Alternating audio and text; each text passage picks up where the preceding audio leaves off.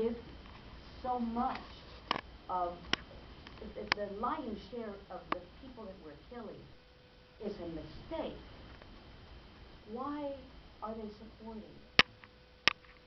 Do you have any insight? Yeah, I mean, the history of Yemen is actually it's very complicated, but and there are a lot of answers to that question, but I'll try to give what I think is sort of the simplest, straightforward answer.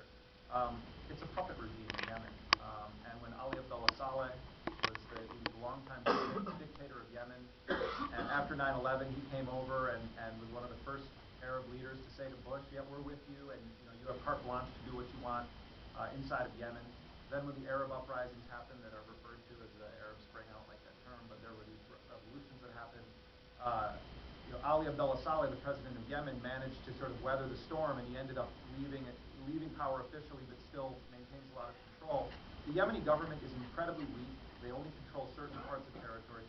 Tribal leaders are much more important in Yemen. So the United States has made a deal with the government that they largely helped to prop up to allow them to do these kinds of actions in return for money to support the regime, the family members of the most powerful people in that country, to give weapons and training to elite units that are supposed to be fighting Al-Qaeda but are actually used for repressing domestic opposition to the regime.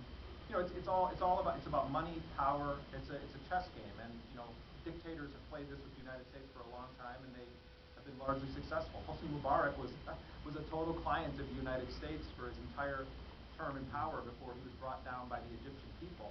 And the Obama administration struggled to figure out how to respond to that because Mubarak was their man, but they were also trying to say, well, we're on the side of the people.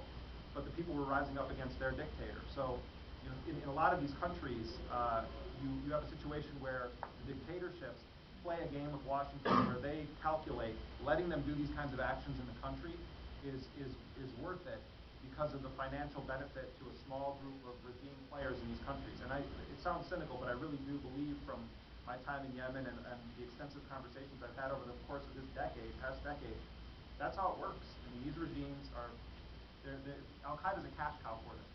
Say, oh, well, this big Al-Qaeda threat in our country, we need more money, more weapons, more training. And Congress is saying the same thing to when military leaders from the U.S. go in front of Congress, they say, well, how are we measuring success? They want body counts. So Congress is complicit in all of this too. And everybody seems to look the other way to human rights abuses. I mean, it's remarkable that this isn't the source of scandal in this country because we're going to pay for it later.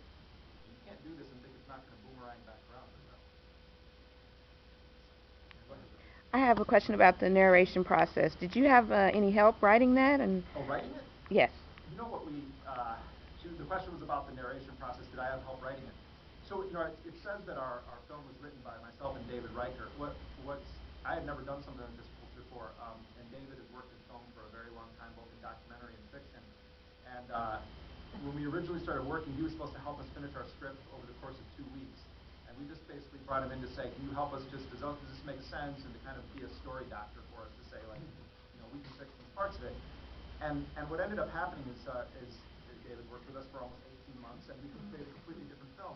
And what David did, which I think was just sort of brilliant, is he spent weeks and weeks, and many hours into the night, interviewing me and taking copious notes on what I was telling him and asking me, what did you feel when you were here? What do you think about this? And he's an old school guy. He takes handwritten notes, and he barely knows how to use his smartphone, which I love him for.